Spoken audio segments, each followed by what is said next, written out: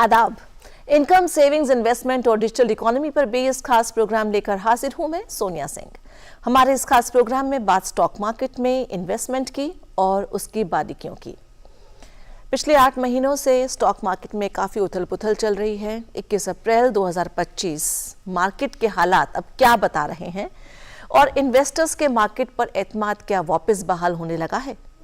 Sensex और Nifty दोनों ने जनवरी के बाद अपनी बुलंद तरीन सतह को छू लिया है। ऐसे में हम इन्वेस्टर्स के लिए जानना ज़रूरी है कि इन हालात में अपने मुनाफे में इजाफे के लिए हमें क्या करना चाहिए और किन बातों से परहेज करना चाहिए। इसीलिए इस मुसलसल जानने की कोशिश हम लगातार कर रहे हैं कि देश और दुनिया के शेयर बाजारों के बदले हुए हालात में एक आम इन्वेस्टर के लिए क्या गुंजाइश बन रही है। ये आज का बड़ा सवाल है। इसी पर बात करने के लिए 2 खास मेहमान हमारे साथ मौजूद हैं। चार्टर्ड अकाउंटेंट और इन्वेस्टमेंट एक्सपर्ट विमल जैन साहब, स्वागत है आपका, और साथ ही certified financial planner Prakash Chandra. आप दोनों को हम वेलकम करते हैं। और विमल जी, आपसे शुरू करते हैं।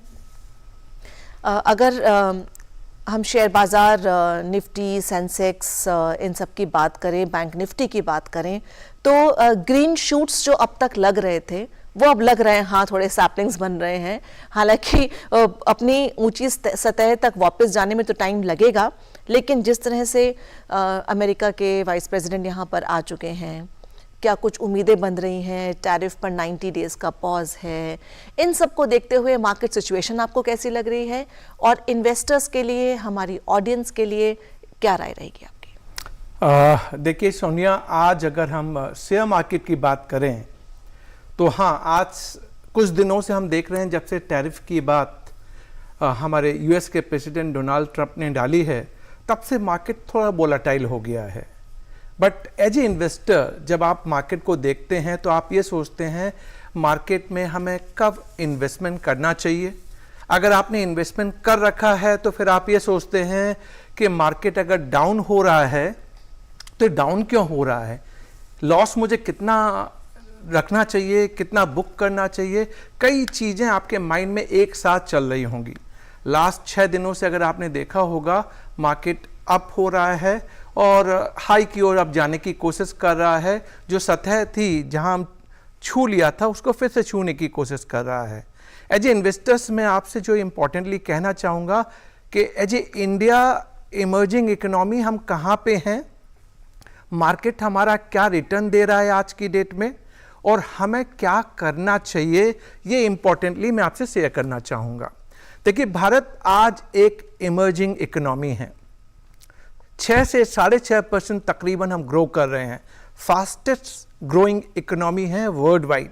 इवन चाइना भी हमसे पीछे है और यूएस तो स्ट्रगल कर ही रहा है।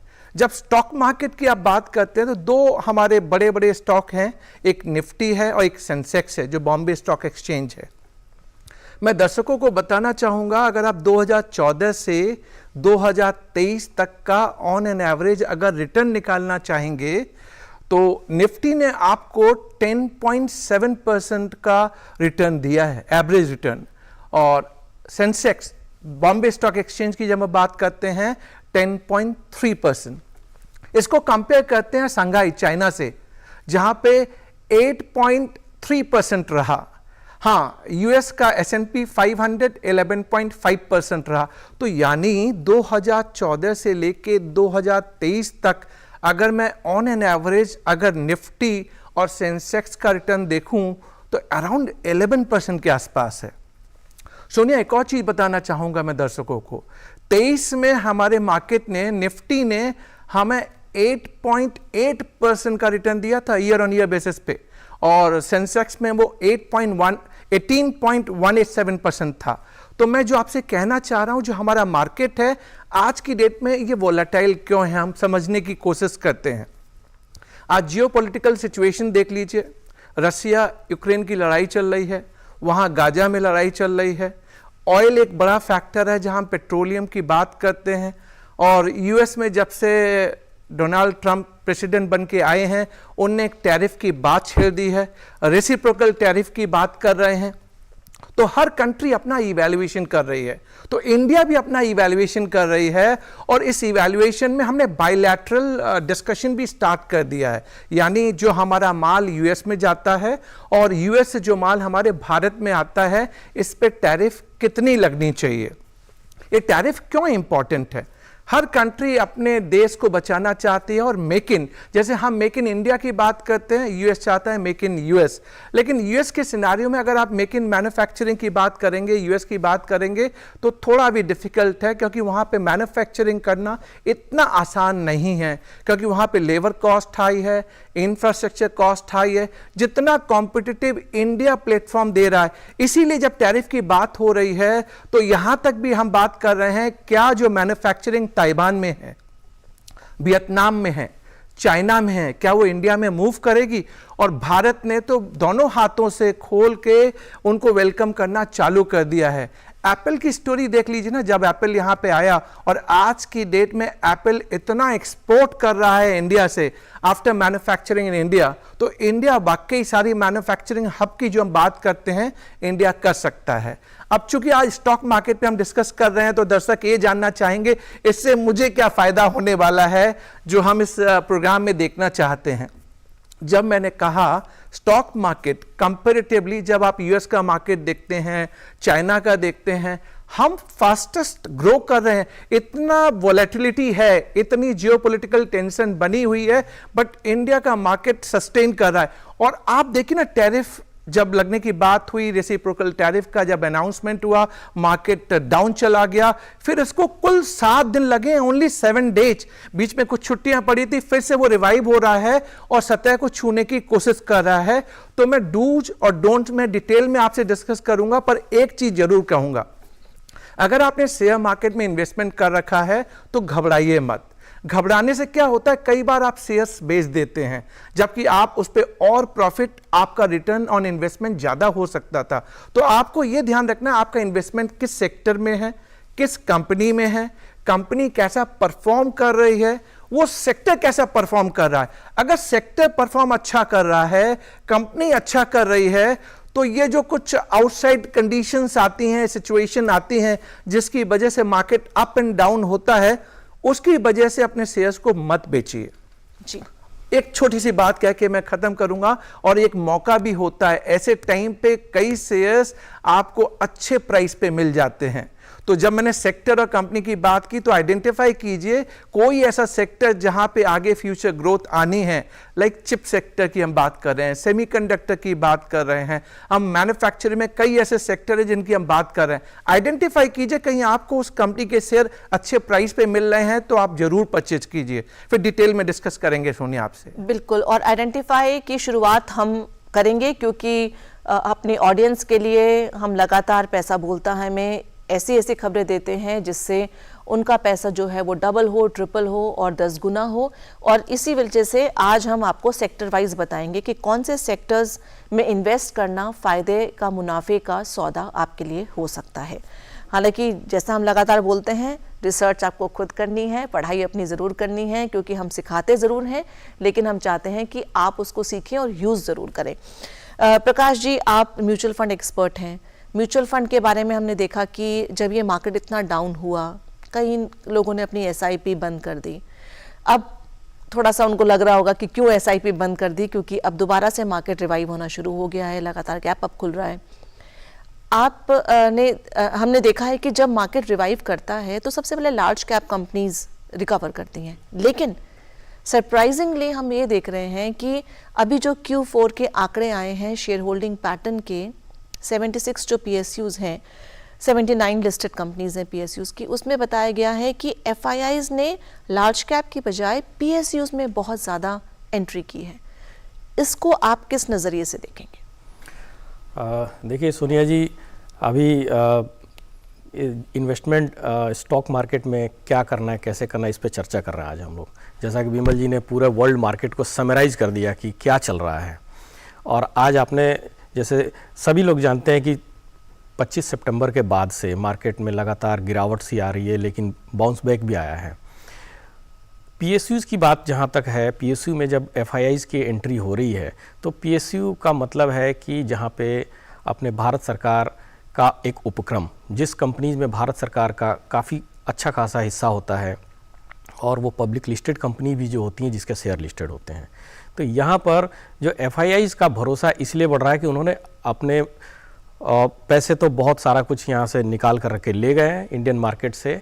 अब उनको लग रहा है कि इस पूरे सिनेरियो में टैरिफ को ले लीजिए या मार्केट के गिरने के दौरान ले लीजिए, भारत की जो शेयर बाज़ार है उसमें जो सस्टेनेबिलिटी है वो दुनिया के किसी बाज़ार में आपको देखने को नहीं मिलेगा।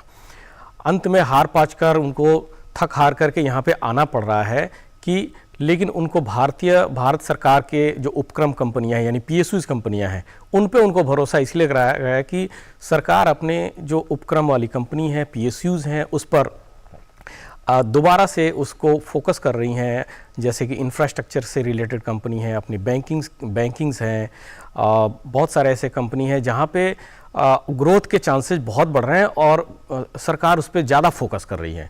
तो उस फोकस को उनको लग रहा है कि PSU में जो पिछले 2 साल पहले 1.5 साल पहले जो रिटर्न आए हुए थे अब वापस से नीचे गए थे, तो उनका भरोसा लग रहा है कि भारत सरकार पर उनका भरोसा बढ़ रहा है और इस सरकार पर भरोसा बढ़ेगा तो कंपनीज पे भरोसा उनको करना पड़ेगा। ये कुछ वजह है कि जिसकी वजह से वो PSUs में एंट्री ले रहे हैं और धीरे धीरे उनका आगमन चालू हो गया। उसमें आपने क्या देखा है अभी पीछे जो रिटर्न्स थे वो किस तरह के थे और आपकी क्या सलाह रहेगी ऑडियंस को एटलीस्ट म्यूचुअल फंड्स को लेकर? देखिए, म्यूचुअल फंड में जैसे कि आपने बताया कि SIPs इन्वेस्टर्स ने बंद की हैं। SIP तो वो चीज़ है कि बाज़ार कहीं भी जाए आपको मजबूती से खड़ा रहना है। SIP वो काम करता है कि जो गिरते हुए बाज़ार में आपको अपने SIP को रोकना नहीं चाहिए, इसको एक खर्चे की तरह मान के चलेंगे और उतना ही करना है SIP जितना कि आपके मासिक खर्चों में कोई भी कमी आए या कोई भी परेशानी आए तो वो SIP के वजह से आपको परेशान नहीं होना है कि SIP बंद कर देंगे तो मेरा काम ये हो जाएगा। ये सबसे बड़ी गलती इन्वेस्टर करते हैं। SIP करते इसीलिए हैं कि मार्केट जब नीचे जाने लगे तो SIP अपना काम उसको एवरेज करने के लिए करता है। गिरे हुए NAV पर आपको नंबर ऑफ यूनिट्स ज़्यादा, यानी कि आप यूनिट्स कलेक्ट कर रहे होते हैं SIP के जरिए और बाकी रिटर्न तो मार्केट पे छोड़ दीजिए, क्योंकि आपका काम है SIP से आप यूनिट कलेक्ट करें।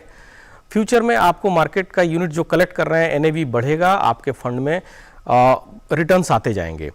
लार्ज कैप के कंपनीज काफ़ी गिरे हुए थे और आज लार्ज कैप की कंपनीज धीरे धीरे ऊपर आ रही हैं और लार्ज कैप की जब आगे चाल बढ़ेगी तो मिड कैप भी आएंगे, स्मॉल कैप भी आएंगे और सेक्टोरल फंड्स भी आएंगे। तो आपको अभी अपने म्यूचुअल फंड में बने रहना है। जितनी गिरावट स्टॉक मार्केट के डायरेक्ट शेयर्स में आई है तो वो म्यूचुअल फंड में इतनी ज़्यादा नहीं आई है। इसका कारण ये है कि म्यूचुअल फंड में जो स्टॉक सेलेक्ट किए जाते हैं पोर्टफोलियो के अंदर वो किसी एक्सपर्ट फंड मैनेजर के द्वारा किए जाते हैं। तो वो पूरे स्टॉक मार्केट के बास्केट में से कुछ सेलेक्टेड स्टॉक्स होते हैं और जो उनके पैरामीटर पर खरे उतरते हैं वो अपने उस फंड में शामिल करते हैं, जिसके वजह से उस म्यूचुअल फंड पर उतना इम्पैक्ट नहीं आता है जितना कि डायरेक्ट स्टॉक में इम्पैक्ट आता है। तो म्यूचुअल फंड में ओवरऑल देखा जाए तो गिरावट कम है, सस्टेनेबिलिटी बनी हुई है। ऐसा नहीं कि नहीं है, क्योंकि स्टॉक मार्केट जुड़ा है तो गिरावट तो होगी, लेकिन डायरेक्ट शेयर में जितनी तेज़ी से वोलेटिलिटी रहती है उतना वोलेटिलिटी म्यूचुअल फंड में आपको देखने को नहीं मिलता है। विमल, स्ट्रॉन्ग मोमेंटम हमने देखा डिफेंस में, एक बहुत ज़बरदस्त रैली हम देख रहे हैं पिछले 2-4 सेशन से। ये बहुत ज़बरदस्त ऑर्डर बुक भी है जिसकी वजह से इतने स्ट्रॉन्ग हमें दिख रहे हैं डिफेंस सेक्टर के स्टॉक्स। इसको लेकर आपकी क्या राय रहेगी? क्या अभी महंगे हो गए हैं या फिर अभी भी एंट्री की जा सकती है? थोड़ा सा इंतज़ार करें कि शायद थोड़ा अपना सपोर्ट टच कर लें, दोबारा एंटर करें, या फिर अभी घुस जाएं बस? देखिए, किसी भी सेक्टर में, आपने तो डिफेंस सेक्टर की बात कर ली, किसी भी सेक्टर में क्या राइट टाइम है इन्वेस्टमेंट करने का और निकलने का, ये तो एकदम इस तरह की बात है जो आप कई बार कहते नहीं है भविष्यवाणी करना। शेयर मार्केट भविष्यवाणी पे डिपेंडेंट नहीं रहता। और मैं दर्शकों से कहना चाहूँगा कि जो आपको कई बार एडवाइस आती है, कई बार आपसे किसी ने कह दिया कि ये शेयर कम प्राइस पे मिल रहा है, आप इस शेयर में इन्वेस्टमेंट कर लो, या इस सेक्टर में कल रिटर्न अच्छा आएगा, इसमें इन्वेस्टमेंट कर लो, आप ऐसी बातों पे ना जाएं। मैं सोनिया की उस बात से स्टार्ट करता हूं कि थोड़ी बहुत वर्किंग आपको करनी है, रिसर्च करनी है। सोनिया ने मुझे डिफेंस सेक्टर के बारे में कहा और उन्होंने पूछा कि डिफेंस सेक्टर में आज की डेट में ऑर्डर पाइल अप हो रहा है, इस सेक्टर में हम ग्रोथ भी देख रहे हैं, मोमेंटम भी देख रहे हैं, तो क्या अभी हमें इन्वेस्टमेंट करना चाहिए? ऐसा मेरे पास क्वेश्चन था। तो मैं आपसे पूछता हूं, दर्शकों जो आप देख रहे हैं, आपसे जानना चाहता हूं कि जब कोई एडवाइस आए तो जरूर आप उस एडवाइस को जरूर सुनिए, क्योंकि आपका कान, 2 कान है, सुनना है आपको, लेकिन फिर एनालाइज करना है कि बाकी इस सेक्टर में कितना ग्रोथ आ रहा है, कौन कौन सी कंपनी हैं जो अच्छा परफॉर्म कर रही हैं, और आप देखिए उसका लोएस्ट और हायर क्या रहा है। अगर 52 वीक का अगर प्राइसिंग आप निकालें और वो एकदम टॉप पे चल रहा है, तो मैं सजेस्ट ये करूंगा, जब आप इन्वेस्टर्स हैं और हमारे तरह के मध्यम वर्गीय इन्वेस्टर्स हैं, तो आप थोड़ा सा पॉज कीजिए, मार्केट को देखिए। मार्केट कई बार करेक्ट होता है। जब करेक्ट होता है और आपको लगता है कि हाँ ये शेयर्स में आइडेंटिफाई कर रहा था, ये कंपनी में आइडेंटिफाई कर रहा था, तब आप उसका परचेज कीजिए। क्योंकि शेयर मार्केट में इन्वेस्टमेंट करना और म्यूचुअल फंड में इन्वेस्टमेंट करना 2 डिफरेंट बातें हैं। शेयर मार्केट इमीडिएटली आपके प्राइसिंग को अप एंड डाउन करता है, म्यूचुअल फंड उसको डाइजेस्ट करता है over a period of time. तो मैं आपको यह सजेशन दूंगा, डिफेंस में क्या मेरे लिए वे फॉरवर्ड है? मेरा आंसर यस होगा सोनिया। डिफेंस सेक्टर में कंपनी का नाम चूंकि हम इस प्रोग्राम में नहीं ले सकते, कई पीएसयू हैं, और अभी कुछ देर पहले पीएसयू की बात हुई थी, जो गवर्नमेंट अंडरटेकिंग है, गवर्नमेंट पीएसयू हैं, उनके शेयर्स मैं आपको बता रहा हूं, मैंने अभी लास्ट 15 दिन बोलूंगा, 15 दिन के अंदर मैंने उसके अंदर 15% का ग्रोथ देख लिया। 15 डेज में 15% का ग्रोथ देख लिया। तब आप सोचिए, अगर ये फैक्ट एंड फिगर्स मैं आपको दूं तो आपको लगेगा मैं शेयर्स का नाम बता दूं आपको। ये मार्केट के सारे रिजल्ट आपके पास अवेलेबल हैं। आपको जिस जहां पे आपने अपना डीमेट अकाउंट खोल रखा है, चाहे वो किसी भी कंपनी का हो, आप डिफेंस सेक्टर में जाइए, उनकी कंपनियों को आइडेंटिफाई कीजिए और उनकी प्राइसिंग देखिए, 52 वीक लो एंड हाई देखिए, रीसेंट 1 मंथ में क्या परफॉर्म कर रहे हैं। आपको जो मैंने कहा 15 दिन में 15% का ग्रोथ, वो आपको दिख जाएगा। लेकिन आपको ध्यान रखना है, कॉशन, इन्वेस्टमेंट करते वक्त नीचे एक लाइन आती है, ये आपकी जिम्मेदारी है कि आप अपना पैसा कहां इन्वेस्ट कर रहे हैं। बट डेफिनेटली अगर डिफेंस सेक्टर अच्छा कर रहा है और आपको कोई कंपनी अच्छी लगती है तो जरूर आपको इन्वेस्टमेंट करना चाहिए, बट आपको वेट एंड वॉच करके इन्वेस्टमेंट करना चाहिए। जी, अगर म्यूचुअल फंड की बात करें प्रकाश, तो अब कौन से ऐसे म्यूचुअल फंड्स हैं जो कि स्पेसिफिकली आप चूज करें, और क्योंकि मार्केट की जो ऊपर चढ़ती हुई एक रैली है, उसमें आप भी बहती गंगा में हाथ धोएं, वो वाली बात है कि उसमें किस तरह से हम भी इन्वेस्ट करके कुछ फ़ायदा ले लें। खासकर म्यूचुअल फंड्स की अगर हम बात करें, ग्रोथ तो होते हैं। अब क्या, पहले एक था कि ग्रीन एनर्जी पर कीजिए, अब ग्रीन एनर्जी का कितना है बजट में जो था, उसके बाद अब देखा जाए तो बैंकिंग सेक्टर की अगर हम बात करें तो ऑलरेडी अब 55,000 प्लस हो गया है बैंक निफ्टी। तो क्या ये राइट टाइम है? जो उसके ग्रेट वॉरियर्स माने जाते हैं बैंक निफ्टी के, वो ऑलरेडी अपने लाइफ टाइम हाई पर दिख रहे हैं इस समय। जी सोनिया जी, म्यूचुअल फंड की जैसे बात किया आपने, बैंक निफ्टी की बात करी, तो ये बैंक निफ्टी तो एक आज इस टैरिफ के दौर में वरदान साबित हुआ है इन्वेस्टर्स के लिए और स्टॉक मार्केट के लिए। अभी आपने देखा कि टैरिफ का इम्पैक्ट बैंक्स पे बहुत ही ना के बराबर है, जिसकी वजह से अभी कुछ दिनों के टैरिफ की वजह से जो मार्केट में उथल पुथल हुई है, उसमें बैंक्स पे ज़्यादा असर नहीं आया है, खासकर लार्ज कैप के बैंक्स पर। तो बैंक निफ्टी आज यही वजह है कि अपने लाइफ टाइम हाई की तरफ बढ़ रहा है और उम्मीद है कि आगे भी अभी चलेगा। वोलेटिलिटी तो मार्केट का नेचर है, वो होता रहेगा। अब म्यूचुअल फंड में हम अपने दर्शकों को ये बताना चाहें कि आपको इस दौर में एंट्री लेना है तो आपको शुरुआत लार्ज कैप के कंपनी से करनी है, यानी कि कोई भी ब्लू चिप कंपनी के, जो किसी भी म्यूचुअल फंड कंपनी का अगर आप प्योर इक्विटी फंड लेना चाह रहे हैं तो लार्ज कैप के ब्लू चिप स्कीम्स में जाइए, लार्ज कैप फंड्स में जाइए, उसके थ्रू आप थोड़ा थोड़ा करके इन्वेस्ट करिए। ऐसा नहीं कि बाजार आज के बाद फिर गिरेगा नहीं और चलेगा नहीं। बाजार में गिरावट एक टेम्पररी चीज़ है, वो आएगा और चला भी जाएगा। ये आपने पिछले कोविड में भी देखा, उससे भी पहले देखा होगा। अगर आप मार्केट में नए हैं तो आप NSE और BSE के साइट्स पर जाकर के आप देख सकते हैं कि सेंसेक्स और निफ्टी की क्या उतार चढ़ाव पिछले कई सालों से रही है। तो दशकों में आप ये देखेंगे कि ये मार्केट का नेचर है, लेकिन मार्केट लौट करके ऊपर ही जाता है।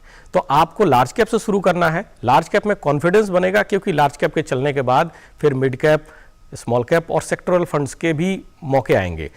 अब रही बात कि थोड़ा सा आप कंजर्वेटिव हैं तो आपको ये लग रहा है कि आज किसी सीधे सीधे लार्ज कैप में ले लें, क्या कुछ हाइब्रिड फंड भी है? तो हाइब्रिड फंड और भी बढ़िया है, जिससे कि आपको थोड़ा कॉन्फिडेंस मिलेगा, थोड़ा सा मार्केट का भी फायदा मिलेगा, थोड़ा बॉन्ड का भी, और आप थोड़ा मल्टी एसेट फंड लेते हैं तो गोल्ड का भी फायदा मिल जाएगा। गोल्ड भी आजकल बहुत चमक रहा है, तो सोना के चमक का फायदा ले सकते हैं। आप मल्टी एसेट फंड में आएंगे तो आप डायरेक्ट सोना ना खरीद करके कुछ सोना, कुछ शेयर्स और कुछ बॉन्ड्स, तीनों का कॉम्बिनेशन लेकर के चलेंगे तो मार्केट में गिरावट भी आएगी तो थोड़ा कम गिरेंगे और चलेंगे भी आराम से। तो हाथी का चाल चलेंगे, बड़े आदमी की तरह। ज़्यादा तेज भागने के चक्कर में गिरने के चांस होते हैं, तो आप संभल करके चलेंगे, धीरे धीरे एंट्री करिए और अच्छा पैसा बनाइए। आपने गोल्ड की बात की, बल्कि चांदी भी बिल्कुल कम नहीं है। आज भी आई थिंक 800 या 900 पॉइंट उसने एक्सीड किया है, तो मतलब वो भी पूरा कंपटीशन गोल्ड को दे रही है, उसकी चमक भी फीकी नहीं हुई है। मल्टी एसेट में चांदी का भी हिस्सा है। बहुत सारे ऐसे फंड हाउस हैं जो मल्टी एसेट फंड में चांदी का भी एक्सपोजर रखे हुए हैं, तो चांदी की चमक अभी बाकी है, गोल्ड रास्ता दिखा रहा है उनको। तो हमने देखा कि पीक से कहीं 40% डाउन हो चुके हैं शेयर्स। अगर हम इंफ्रा की बात करें, इंफ्रा के शेयर्स अभी तक क्यों नहीं चल रहे थे? क्या ये नई सरकार के आने के बाद, एक्चुअली इलेक्शन से पहले ही थोड़ा सा प्रॉब्लम हो गई थी इंफ्रा के शेयर्स में, लेकिन अभी क्या उम्मीद की जाए कि जिस तरह से PSUs में अब हम रैली देखेंगे या थोड़ा सा शुरुआत हो चुकी है, तो क्या इंफ्रा की भी अब कुछ जान आएगी उसमें? सोनिया, मैं अगर एक नंबर आपको बताऊं और दर्शकों को बताऊं, इस बार का जो फाइनेंशियल ईयर बजट, जो यूनियन बजट प्रेजेंट हुआ 1 फरवरी को, 11 लाख करोड़ रुपए का कैपिटल आउटले हमारा बजटेड है। अब इंफ्रा का, जैसे सोनिया ने कहा कि कुछ इंफ्रा चल नहीं रहा, इंफ्रास्ट्रक्चर में बहुत सारी चीज़ें चलती हैं। इंफ्रास्ट्रक्चर में कंस्ट्रक्शन है, आपका हेवी मशीनरी, इलेक्ट्रिकल्स हैं, कई चीज़ें हैं। मैं आपसे एक चीज़ कहता हूँ, आज जब हम 6% से 6.5% GDP ग्रोथ की बात कर रहे हैं, अगर मेरा इंफ्रा डेवलप नहीं होगा तो क्या मैं 6.5% का GDP ग्रोथ जो मैं टारगेट कर रहा हूं कर पाऊंगा? आप जस्ट बेसिक्स सोचिए। मैंने बेसिक्स आपको क्यों बताने की कोशिश की। आज मान लीजिए किसी रीजन से इंफ्रा नहीं चल पा रहा, तो क्या मेरे नंबर्स, मेरे पास जो बेसिक फैक्टर हैं, क्या वो सपोर्ट करते हैं आने वाले टाइम में इसमें रिटर्न आएगा? मैं यही समझाने की कोशिश कर रहा हूं। अगर 11 लाख करोड़ रुपए का कैपिटल आउटले का बजट है, इंफ्रास्ट्रक्चर के बिना मेक इन इंडिया पॉसिबल नहीं है। अगर मुझे इंफ्रास्ट्रक्चर में इन्वेस्टमेंट करना, इंफ्रास्ट्रक्चर होता क्या है? रोड कंस्ट्रक्शन, रेलवे, एयरपोर्ट, सारी चीज़ों को इतना अच्छा बना देना कि मेरी जो इंडस्ट्री है, जिसको मैं ट्रेड, इंडस्ट्री, कॉमर्स की बात करता हूँ, गुड्स एंड सर्विसेज सप्लाई की बात करता हूँ, वो स्मूथ हो जाए। हम कई बार लॉजिस्टिक कॉस्ट की बात करते हैं ना, चाइना से कंपैरिजन करते हैं कि मेरा लॉजिस्टिक कॉस्ट कितना है। हमारा ऑन एन एवरेज 15% का लॉजिस्टिक कॉस्ट है और वही चाइना में अराउंड 7% है। यानी कई बार हमको देखना पड़ता है कि अगर मेरा इंफ्रा इंप्रूव करेगा तो मेरी लॉजिस्टिक कॉस्ट कम होगी, लॉजिस्टिक कॉस्ट कम होगी तो मेरा कॉस्ट ऑफ प्रोडक्शन कम होगा, फिर मेरे लिए कॉस्ट कॉम्पिटिटिवनेस। आज जो हम ताइवान, वियतनाम, चाइना से मैन्युफैक्चरिंग सेटअप को इंडिया में लाना चाहते हैं, बिना इंफ्रा के तो होगा नहीं।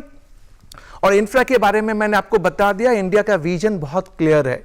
With that 11 lakh crore rupees target of capital outlay and with 6.5% GDP growth और RBI की मॉनिटरी पॉलिसी, अभी हम जस्ट कुछ देर पहले ये वाली बात कर रहे थे बैंकिंग सेक्टर की, बैंकिंग सेक्टर पे इतना इफेक्ट नहीं पड़ा क्योंकि RBI पूरा सपोर्ट कर रही है फाइनेंशियल मार्केट को। They are making the fund available in the hands of bank so that bank आगे लोन दे सके, डिसबर्स कर सके। लोन किसके लिए? बिजनेस करने के लिए। आप बिजनेस स्टार्ट कीजिए, बिजनेस स्टार्ट होगा तो that will add to the supply chain. जहां पे हम गुड्स एंड सर्विसेज की बात कर रहे हैं, तो सोनिया मेरा तो सही ये है, infra for the timing down है, बट आने वाले टाइम में इंफ्रा में आपको रिटर्न मिलेगा। तो आपका एक क्वेश्चन का आंसर और हो जाता है, क्या टाइम है इंफ्रा में बाई करने का? हाँ, बिल्कुल टाइम है।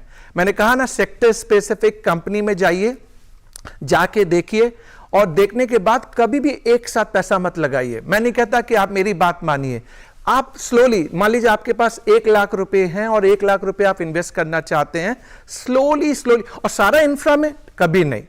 मैंने क्या कहा, आप मल्टीपल ऑप्शन सेलेक्ट कीजिए। अभी हाइब्रिड की बात हो रही थी, मल्टी एसेट की बात हो रही थी, प्रकाश जी ने यही कहा। तो हमें क्या करना पड़ता है, हमें देखना पड़ता है किस सेक्टर में स्कोप है। आज प्राइस लो है तो मैं इसमें ले लूं, कहीं पे हाई है लेकिन मुझे मालूम है ग्रोथ और भी आने वाली है, तो मैं अपने बकेट को मिक्स करूं।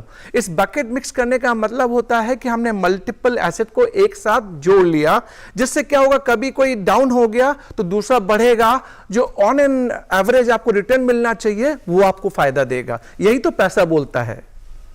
तो मैं थोड़ा सा इसको रिकैप भी कर देती हूँ कि अभी तक जो हमारी बात हुई उसमें ये हुआ कि जो डिफेंस सेक्टर है वो काफ़ी बुलिश है, उसमें भी रैली चल रही है, और जिस तरह की ऑर्डर बुक है उम्मीद की जाती है कि शायद ये और अभी बुलिश रहेगा। PSU क्योंकि वहाँ पर FIIs काफ़ी पैसा लगा रहे हैं, तो उम्मीद की जा रही है कि शायद वहाँ पर भी एक अच्छी रैली आपको देखने को मिलेगी, क्योंकि जो अभी शेयर होल्डिंग पैटर्न आया है वो तो यही बोलता है। बैंकिंग सेक्टर में अभी जो Q4 रिजल्ट्स आए हैं उसमें काफ़ी अच्छे रिजल्ट्स आए हैं, और प्लस जो टैरिफ का जो टेंशन थी उसमें बैंक्स पर कोई असर नहीं पड़ता है, इसलिए वहाँ पर रैली देखी जा रही है। और क्योंकि सरकार भी चाहती है कि लोन सस्ता हो, पैसा आराम से मिले, लिक्विडिटी ज़्यादा हो, ताकि लोग जो बिजनेस में लगे हुए हैं, मैन्युफैक्चरिंग करते हैं या उन्हें पैसा लोन लेकर अपना कुछ बिजनेस करना है, तो सरकार चाहती है कि आप अपना बिजनेस बढ़ाइए, इसलिए वो भी एक रीज़न है। इंफ्रा जैसे कि अभी बताया हमें विमल जी ने, अभी डाउन है, लेकिन इंफ्रा के बिना आपकी GDP ग्रो कर ही नहीं सकती, इसलिए ये मेन फोकस हमेशा रहेगा। इसके बाद हम बात करते हैं फार्मा की, क्योंकि टैरिफ की टेंशन वहाँ पर भी थी, वो ख़त्म हो गई, लेकिन कुछ दिन पहले मैंने एक हेडलाइन देखी थी, नो चिल जस्ट पिल्स। तो निफ्टी का जो फार्मा इंडेक्स है वो आज भी हमने देखा कि बढ़ा है, 0.6 ही बढ़ा है, लेकिन फिर भी एटलीस्ट एक शुरुआत तो हुई है कि वापस रिकवर कर रहा है।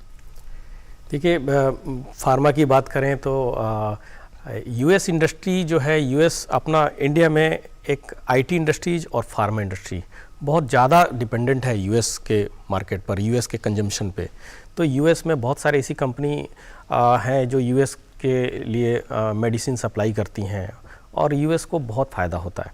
तो जैसा कि ट्रम्प साहब ने स्टार्टिंग में जो टैरिफ अनाउंसमेंट किया था, जो जवाबी टैरिफ दी थी उन्होंने, तो वो फार्मा को साइड में रखा था उन्होंने, और लेकिन कहा था कि हम इस पे भी टैरिफ लगाएंगे। अभी विचाराधीन है, सब कुछ चल रहा है, कुछ उनके स्टेटमेंट्स आते हैं, थोड़ा सा स्टे लेते हैं। अभी जैसा कि बिमल जी ने बताया कि उपराष्ट्रपति आए हुए हैं अमेरिका के, और बातचीत चल रही है, कुछ इस पे भी बात होगी। तो फार्मा इंडस्ट्री की जहाँ तक बात है, फार्मा इंडस्ट्री एक अपने आप में सेक्टर है, जहाँ पर सेक्टर की बात हो रही है कि मल्टीपल सेक्टर पे आपको सोच कर इन्वेस्ट करना है, समझ कर इन्वेस्ट करना है, तो आप फार्मा इंडस्ट्री को भी एक उसका अपने इन्वेस्टमेंट का एक पार्ट बना सकते हैं।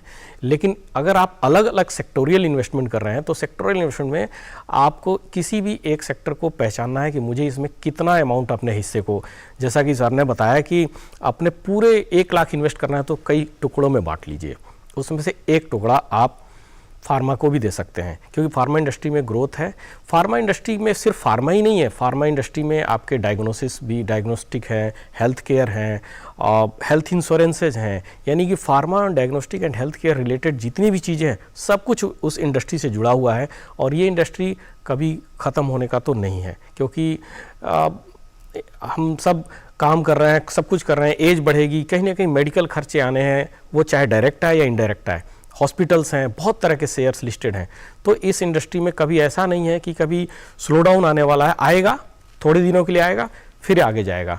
तो ये सस्टेनेबल रह सकता है, आगे भी आएगा। तो इन्वेस्टमेंट करना है फार्मा इंडस्ट्री में भी, और कुछ समय देना है इसमें, क्योंकि सेक्टर में किसी एक सेक्टर को चूज़ करते हैं तो सेक्टर का हमेशा कुछ टाइम आता है। वो डाइवर्सिफाइड स्कीम्स की तरह वो एक फ्लो में नहीं चलते हैं, उसमें ऐसा हो सकता है कि आपको थोड़ा सा कभी वेट करना पड़े, तो आप वेट कीजिए, क्योंकि एक पर्टिकुलर सेक्टर चूज़ करते हैं तो आपको थोड़ा नॉर्मल ओवरऑल इन्वेस्टमेंट से थोड़ा ज़्यादा समय का टाइम होराइजन आपको सोच के चलना है, अपने गोल को वहाँ पे थोड़ा ज़्यादा टाइम देना है।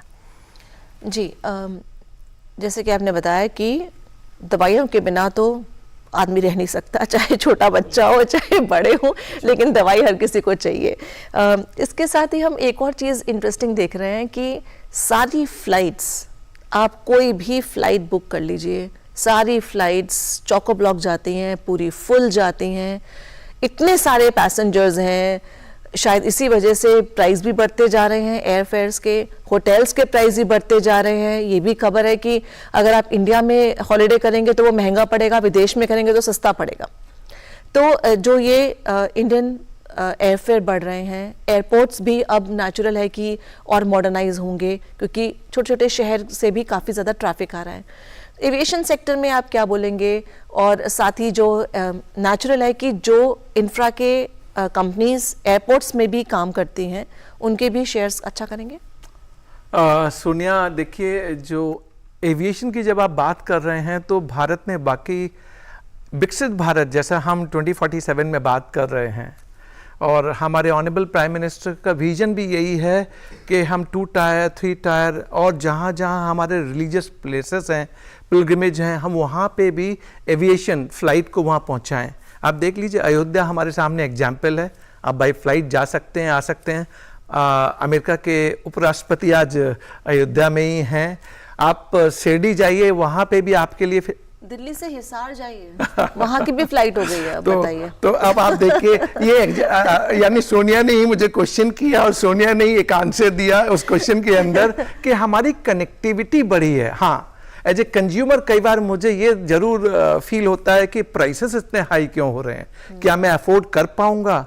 और मैं अफोर्ड नहीं कर पाऊंगा तो ये जो फायदा हम सबको मिल रहा है मुझे क्यों नहीं मिल पा रहा? हाँ, यहाँ पे भी गवर्नमेंट ने पॉलिसी अपनी फिक्स की है। आप नॉर्थ ईस्टर्न स्टेट में जाने की बात कीजिए, गवर्नमेंट की स्ट्रिक्ट पॉलिसी है कि नॉर्थ ईस्टर्न को मेन स्ट्रीम में लाना है और देश के साथ जोड़ना है। तो वहाँ जितनी भी फ्लाइटें जाती हैं उनकी प्राइसिंग को कंट्रोल करना, कई ऐसे डेस्टिनेशन जहाँ पे कभी फ्लाइट नहीं जाती थी वहाँ फ्लाइट को पहुँचाना, यानी ये सारी चीज़ें स्टार्ट हो चुकी हैं। एविएशन मिनिस्ट्री जो है वो पूरा टेक केयर करती है कि कहीं पे ओवर प्राइस तो नहीं हो रही है चीज़ें। कई बार एयरलाइंस की कंपनी है अपनी प्रॉफिट बनाने के लिए कई बार प्राइसिंग हायर हो जाती है। आपको कहीं भी ऐसा लगे कि कुछ चीज़ें ऐसी हैं तो आपके पास ग्रीवेंसेस कंप्लेंट डालने की फैसिलिटी भी अवेलेबल है। बट एज ए ओवरऑल अगर हम देखें कि हम इंडिया में एविएशन को कहाँ देखते हैं और आने वाले टाइम पे हम कहाँ होंगे, जिस तरीके से एक्सपेंशन हो रहा है, क्योंकि स्टॉक मार्केट की बात हो रही है, सेक्टर की बात हो रही है और शेयर स्पेसिफिक कंपनी की बात हो रही है। जब एविएशन इतना ग्रो कर रहा है, एयरलाइंस इतनी ग्रो कर रही हैं, कल हमारा टू एंड फ्रो, और सोनिया ने एक वर्ड और यूज किया था कि इंडिया में हमारी ट्रैवलिंग कॉस्ट ज़्यादा आ जाती है, यानी बाहर जाने के। तो मैं आपसे कहूँ आने वाले टाइम में आप देखेंगे जब हम कनेक्ट होने लगेंगे और सप्लाई चेन प्रॉपर तरीके से स्ट्रीमलाइन हो जाएगी। देखिए, प्राइसिंग ना डिमांड और सप्लाई के ऊपर भी डिपेंडेंट होती है। कई बार किसी सेक्टर में सप्लाई रेस्ट्रिक्टेड है पर डिमांड ज़्यादा है तो क्वाइट ऑब्वियस है प्राइस बढ़ जाएंगे। तो हमें कई बार ऐसी चीज़ों को देखना पड़ता है और फिर वहाँ करेक्शन लाने के लिए नई फ्लाइट डालनी पड़ती है। और कहीं ऐसा होता है कि मेरे पास सप्लाई है लेकिन डिमांड है ही नहीं है, तो वहाँ प्राइसिंग आपको कम मिलती है। तो मिक्स फैक्टर मिलेगा। बट एविएशन पर से, एयरलाइंस पर से जो हम इस सेक्टर की बात कर रहे हैं, अगेन फिर मैं आपसे यही कहना चाहूँगा कि ये सेक्टर भी इंफ्रास्ट्रक्चर का एक पार्ट है। एयरपोर्ट को जो हम अपग्रेड कर रहे हैं, डेवलप कर रहे हैं, इंफ्रास्ट्रक्चर का पार्ट है। और आने वाले टाइम में जब हम 2 टायर 3 टायर सिटी में पहुंचेंगे और सारी चीजें इतनी स्ट्रीमलाइन होंगी जो होंगी, हमने विकसित भारत का सपना देखा है और ये विकसित भारत का सपना रोड के द्वारा, वाटर के द्वारा, एविएशन के द्वारा, रेलवे के द्वारा, इनके द्वारा ही पूरा होना है। तो एविएशन सेक्टर भी एक आपका सेक्टर हो सकता है जहां पे आगे आप ग्रोथ देखें। आने वाले टाइम पे आपको बस ये देखना है कि इस सेक्टर में कौन कौन सी कंपनी है, कितना रिटर्न दे रही है, कितने दिनों से दे रही है। आप 3 से 5 साल का एक होराइजन लें। आपको लगता है कि शेयर आपको अच्छा लगता है किसी कंपनी का, चूंकि हम नाम नहीं ले सकते, तो आप उस कंपनी में इन्वेस्टमेंट और सारा पैसा एक साथ कभी मत डालिए। आप सेलेक्ट कीजिए, मिक्स कीजिए और over a period of time जो भी इंफ्रास्ट्रक्चर की हम बात कर रहे हैं, मेरी जीडीपी, अगर मुझे विकसित भारत बनना है तो ये सेक्टर डेफिनेटली ग्रो करेंगे। जी, एक सेक्टर जो ग्रो नहीं कर रहा वो हम आईटी बोल सकते हैं, क्योंकि पिछले 3-4 साल से हम देख रहे हैं, इनफैक्ट 3-4 साल ज़्यादा हो गए, मे बी 2-3 साल से हम देख रहे हैं कि अगर जो कंपनी है आईटी की उसका भारत में डिमांड है और भारत में इस्तेमाल है, भारत में उसका आउटपुट है, तो वो ज़्यादा अच्छा कर रही है शेयर मार्केट पर। लेकिन अगर उसका इंटरनेशनल एक्सपोजर है तो वो थोड़ा कम कर रही है। चाहे अगर हम इलेक्ट्रॉनिक्स भी अगर हम उसमें ऐड कर लें, एक बहुत नामी गिरामी कंपनी है जिसका शेयर 4000 था और आज की तारीख में 14000 है, तो ये सिर्फ 2 साल की बात है। तो आईटी के लिए क्या बोलेंगे आप?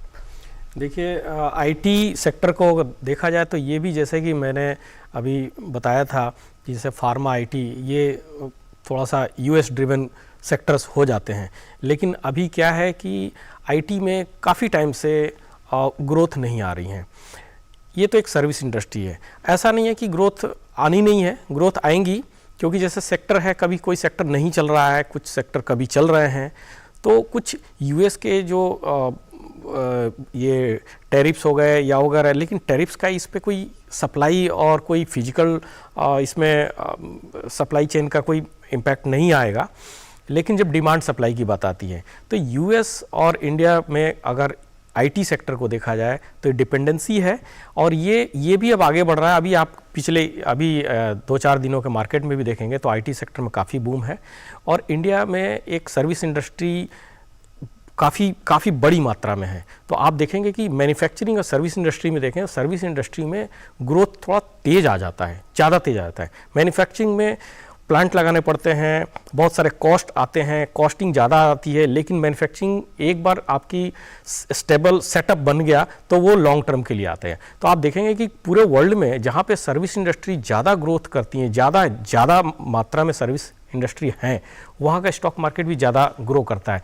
इसका एग्जांपल, अपना सबसे बड़ा एग्जांपल है भारत, और दूसरा एग्जांपल आप यूएस को भी ले सकते हैं। लेकिन जैसे चाइना का मार्केट देखेंगे, अदर वियतनाम का मार्केट, ये मार्केट देखेंगे तो यहाँ पे जहाँ पे मैन्युफैक्चरिंग ज़्यादा है वहाँ उनकी जीडीपी तो अच्छी है, लेकिन स्टॉक के प्राइस में देखेंगे तो आपको थोड़ा एक डिफरेंस देखने को मिलेगा कि सर्विस इंडस्ट्री के स्टॉक्स बहुत तेज़ चलते हैं, और जब बुल रन आता है तो बहुत तेज़ी से काफ़ी कम समय में, जैसा कि आपने बताया, बहुत कम समय में बहुत अच्छा रिटर्न देने लगते हैं। लेकिन जब वो होल्ड करते हैं, स्टे करते हैं, ऐसा लगता है कि वो सो गए हैं। लेकिन इसीलिए थोड़ा सा समय लगेगा, लेकिन इसको अपॉर्चुनिटी की तरह देखा जाए। और हर बार बिमल जी ने बताया भी, मैं भी बता रहा हूँ कि स्टैगर्ड वे में थोड़ा करके इन्वेस्टमेंट करते जाइए, सेक्टर को आइडेंटिफाई करिए, आइडेंटिफाइड सेक्टर में डिवाइड करके पैसे को रखें और सेक्टर में भरोसा रखें, क्योंकि आईटी के बगैर आज हर चीज़ डिजिटल है, हर चीज़ डिजिटल होता जा रहा है, जो नहीं है वो भी होने वाला है। तो स्कोप काफ़ी है, तो भरोसा रखें इस पे। जी, और एक और सेक्टर है जिस पर आई एम प्रीटी श्योर कि हमारे ऑडियंस भी जानना चाहती होगी कि ऑटो सेक्टर, इसमें अभी इन्वेस्ट किया जाए या नहीं किया जाए। टैरिफ को लेकर काफ़ी खबरें थी कि एक्सपोर्ट करेंगे तो ज़्यादा टैरिफ देना पड़ेगा, ये ऑल दैट। तो ऑटो सेक्टर में अगर हम देखें तो क्या पेट्रोल डीजल की कारें या सीएनजी की कारें अब हटकर ईवीज बनेंगी, इलेक्ट्रिक कारें बनेंगी, इलेक्ट्रिक बसेस बनेंगी? बाइक्स को लेकर आपका क्या आउटलुक है?